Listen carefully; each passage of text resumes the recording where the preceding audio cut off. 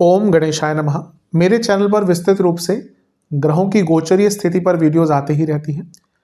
तो अगर आप भी चाहते हैं कि ग्रहों की गोचरीय स्थिति पर रेगुलर अपडेट्स आपको मिलती रहे, क्या अच्छा क्या बुरा घटित हो सकता है, एक गाइडेंस ज्योतिष के द्वारा आपको प्राप्त होती रहे, तो अवश्य मेरे चैनल को सब्सक्राइब कीजिए।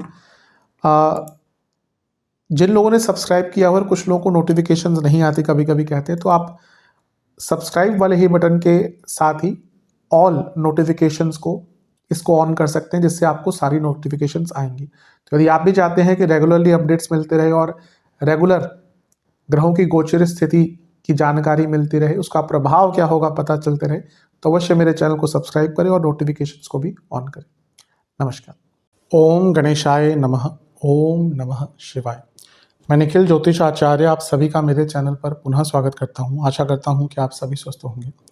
महादेव की कृपा आप सभी पर सदैव बनी रहे।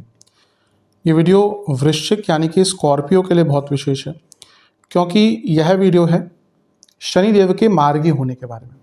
शनि महाराज 13 जुलाई 2025 को वक्र अवस्था में आ गए थे और 28 नवंबर 2025 को मार्गी अवस्था में आ रहे हैं। सरल भाषा में कहूँ कि 13 जुलाई से वो वक्री हो गए थे, यानी कि उल्टा चलना शुरू हो गए थे।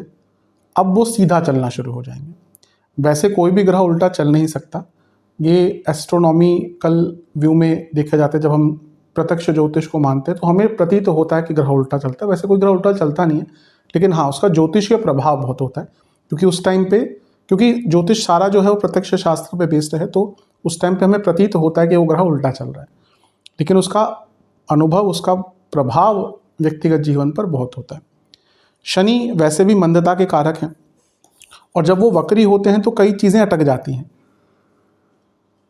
ऐसा नहीं होता कि, या ना ही कभी मैंने कहा है कि वक्री ग्रह बुरा ही होता है। वक्री ग्रह बहुत बलशाली हो जाता है, लेकिन वो कभी भी रिजल्ट सरलता से नहीं देता और आराम से नहीं देता। ये एक खासियत होती है वक्री ग्रह की। तो जैसे मैंने कहा, जब से वक्री थे तब से आपके जीवन में कई चीज़ों को अटकाया होगा, कुछ अपॉर्चुनिटीज़ भी लाए होंगे, लेकिन वो बहुत सरलता से नहीं लाए होंगे। अब जब शनि मार्गी होंगे तो चीज़ें बदलेंगी, चीज़ें बेटर होंगी, कई एरियाज़ पर एक पॉजिटिव इम्पैक्ट रहेगा। लेकिन एक और ग्रह हैं जो वक्री हैं, बृहस्पति 11 नवंबर को वक्री हो गए थे और 5 दिसंबर को वो वापस गिर जाएंगे मिथुन में, जहाँ पे उनको होना चाहिए था। तो इसके कारण क्या होगा कि आपके दूसरे भाव पर शनि की मार्गी तो बृहस्पति की वक्री दृष्टि होगी। तो ये भाव जो है वो डबल इम्पैक्ट हो गया दो ऑपोजिट फोर्सेस के साथ। तो इसका कुछ इम्पैक्ट नेगेटिव भी हो सकता है, कुछ चीज़ें आपको ध्यान में भी रखनी पड़ेंगी। तो इसलिए इस वीडियो को मैंने कुछ भागों में बांटा है। पहला कुछ पॉजिटिव पॉइंट, उसके बाद कुछ सेंसिटिव या एक्स्ट्रा केयरफुल पॉइंट्स, फिर उपाय। लग्न राशि, चंद्र राशि, वृश्चिक है, दोनों ही देख सकते हैं, अलग अलग राशि पर नहीं बन सकते। जहाँ से ज़्यादा सूट करता है, रिलेट करता है, वहाँ से देखिए। व्यक्तिगत तौर पर मेरा मानना है लग्न से देखेंगे तो अच्छा है, इनकेस नहीं पता है तो चंद्र राशि से भी देख सकते हैं। जहाँ से आपको सूट करता है वहाँ से देखिए। शुरू करते हैं अत्यंत महत्वपूर्ण राशिफल का पॉजिटिव पॉइंट्स के साथ।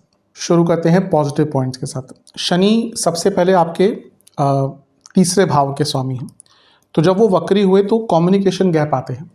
तो ये आपने अनुभव किया होगा, कई जगह पे कम्युनिकेशन प्रॉब्लम आ रही होगी, भाई बहनों से संबंध बिगड़ रहे होंगे। गति जो है जो जीवन की, एक जो आप स्पीड चाहते हैं कि हाँ जीवन इस गति में बढ़े, वो नहीं बढ़ पा रहा होगा, और इम्प्लीमेंट नहीं कर पा रहे होंगे, आप कई चीज़ों को इम्प्लीमेंट नहीं कर पा रहे होंगे। तो यहाँ पे हर जगह पे आपको अच्छा रिजल्ट मिलेगा। कम्युनिकेशन बेटर होगा, भाई बहनों से संबंध अगर आपके बिगड़ गए थे तो वो ठीक होंगे, गति जो नहीं मिल रही थी जीवन को वो मिलेगी, और जो अपनी प्लानिंग है उसको आप इम्प्लीमेंट कर पाएंगे। तीसरे घर के स्वामी जब वक्री होते हैं तो व्यक्ति का उत्साह कम हो जाता है, तो उत्साह दोबारा आएगा। कलीग्स जो तंग कर रहे थे उन पे आप कंट्रोल कर पाएंगे, और बॉसेस से भी जो प्रॉब्लम्स आ रही थी उससे भी आप निकल पाएंगे। क्योंकि बॉसेस से क्यों? क्योंकि ये भाव नवम से सप्तम है, तो कभी कभी बॉसेस से थोड़ा प्रॉब्लम्स आ जाती है। ऐसा नहीं कहूँगा कि एकदम संबंध बिगड़ गए, लेकिन काफ़ी प्रॉब्लम्स आ जाती हैं, काफ़ी मिसकम्युनिकेशन हो जाती है। और जब तीसरे घर का स्वामी वक्री होता है तो व्यक्ति के अंदर थोड़ा सा डर भी उत्पन्न हो जाता है। तो अब ये सारी ही चीज़ों में आपको सुधार देखने को मिलेगा। अगला पॉइंट, शनि चौथे घर के स्वामी हैं। चौथा भाव क्या है? इमोशंस का। जब वो वक्री होते हैं तो इमोशनल प्रॉब्लम आती है, फैमिली प्रॉब्लम आती है। हो सकता है पिछले 4 साढ़े 4 महीने में आपके अपनी फैमिली के साथ झगड़े हुए हों, माता के साथ झगड़े हुए हों, घर में कलह कलेश बहुत बड़ा हो, तो उन सब चीज़ों में सुधार होगा। माता जी की सेहत बिगड़ेगी, बिगड़ रही थी तो बेटर होगी, और फैमिली लाइफ भी बेटर होना शुरू हो जाएगी। और सबसे बड़ी बात है, अगर कोई रिकॉग्निशन रुका हुआ था आपका, क्योंकि 10वें से सप्तम के स्वामी हैं, वक्री थे, तो रिकॉग्निशन नहीं मिलता, करियर में हो या कहीं और, रिकॉग्निशन मिलेगा, खुशियाँ आएंगी वापस जीवन में। और जो डिटैचमेंट बहुत होना शुरू हो गया था ना, अब कई बार ऐसा होता है कि अपनों से ही डिटैचमेंट, मन करता है कि घर छोड़कर भाग जाओ कहीं पे, तो वो चीज़ें भी थोड़ा थोड़ा ठीक होना शुरू हो जाएंगी। कभी कभी इसमें होता है कि किसी एक पर्टिकुलर चीज़ पर व्यक्ति का मन नहीं लगता। चौथे घर का स्वामी अगर वक्री हो गया ना, कभी कभी वैराग्य बहुत देता है। तो अब देखिए, आप उस सिचुएशन में है कि आप वैराग्य की तरफ जा सकते हैं तो अलग बात है, लेकिन अगर आपके ऊपर बंधन है, आपके ऊपर ड्यूटीज रिस्पॉन्सिबिलिटी है, तो आराम से व्यक्ति नहीं जा सकता उस साइड पे। तो ये कभी कभी वैराग्य गलत टाइम पे मिलना ना व्यक्ति को बहुत परेशान करता है। अगला पॉइंट, पंचम भाव में बैठकर वक्री हो गए थे, लव लाइफ में बहुत प्रॉब्लम आ रही होगी, तो लव लाइफ की प्रॉब्लम को सॉल्व करने के लिए अच्छा है। संतान प्राप्ति में बाधा आ रही होगी, उसके लिए बहुत अच्छा है। और आपकी सोच भी बहुत सीमित हो गई होगी। शनि कभी कभी सोच को सीमित कर देते हैं, जैसे बृहस्पति राहु हैं, उनका प्रभाव व्यक्ति की कुंडली में है तो बहुत बड़ा ही सोचेगा। एग्जाम्पल के तौर पर बृहस्पति राहु प्रधान कुंडली है, वो उसको आप बोलोगे कुछ खरीदना है तो एक चीज़ नहीं खरीदेगा, पूरा डब्बा खरीदेगा।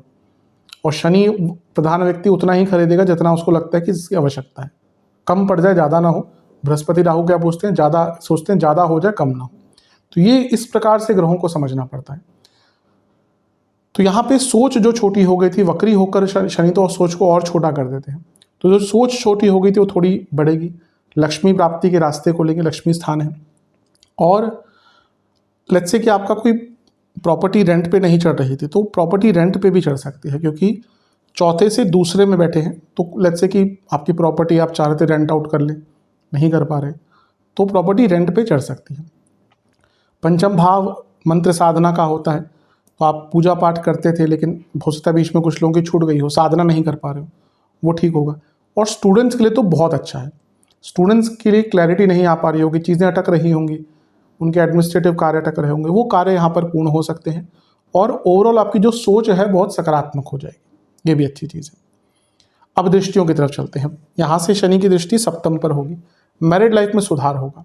शनि पंचम में बैठ के मैरिड लाइफ में ना एक प्रकार का नेगेटिव इंपैक्ट आते हैं। कभी कभी जो एक फिजिकल डिज़ायर होता है ना एक दूसरे के प्रति, ऑब्वियसली अगर आप मैरिड हैं और यंग है तो बहुत मेजर या बहुत एक इम्पॉर्टेंट एक एस्पेक्ट होता है फिजिकल इंटीमेसी। लेकिन शनि का इसके प्रभाव कभी कभी फिजिकल इंटीमेसी की प्रॉब्लम कपल्स के बीच में क्रिएट करता है, तो वो प्रॉब्लम धीरे धीरे करके दूर होगी, बैलेंस जीवन में आना शुरू होगा।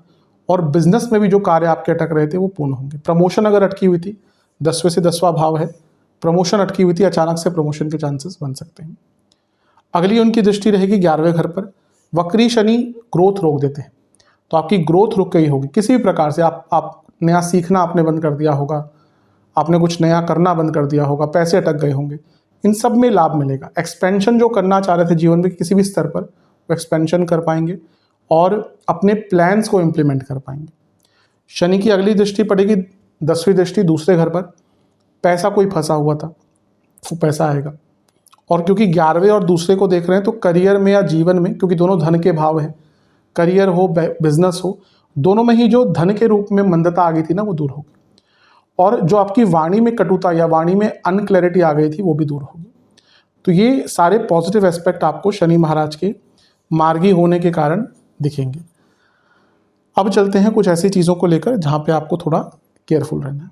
अब चलते हैं कुछ संवेदनशील चीज़ों की तरफ।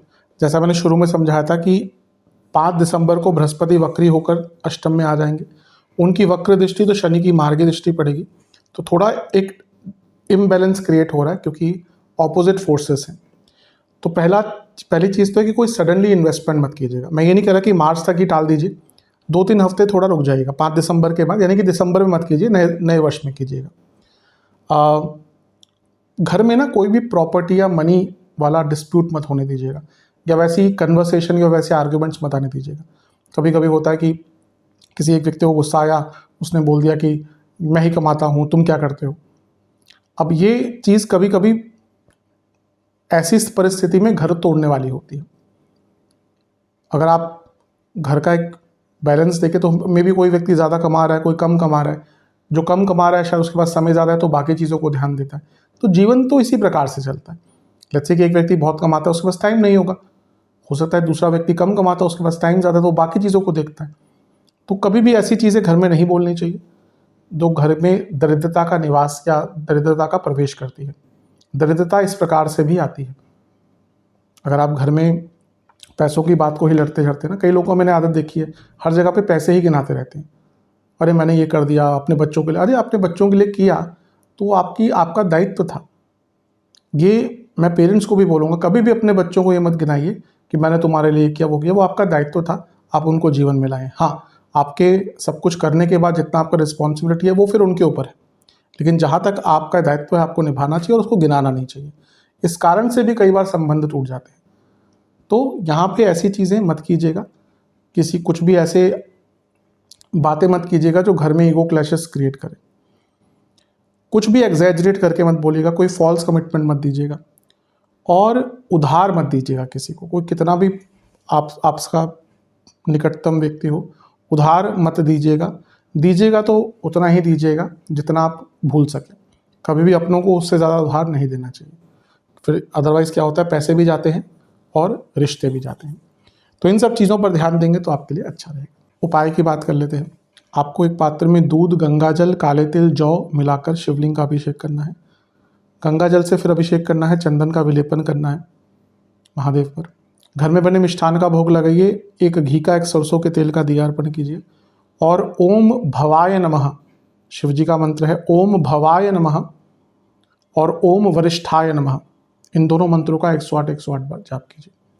आशा करता हूँ वीडियो काम आएगी। चैनल पर नए हैं सब्सक्राइब कीजिए, वीडियो को लाइक कीजिए। मिलता हूँ अगली वीडियो में, तब तक के लिए ओम नमः शिवाय।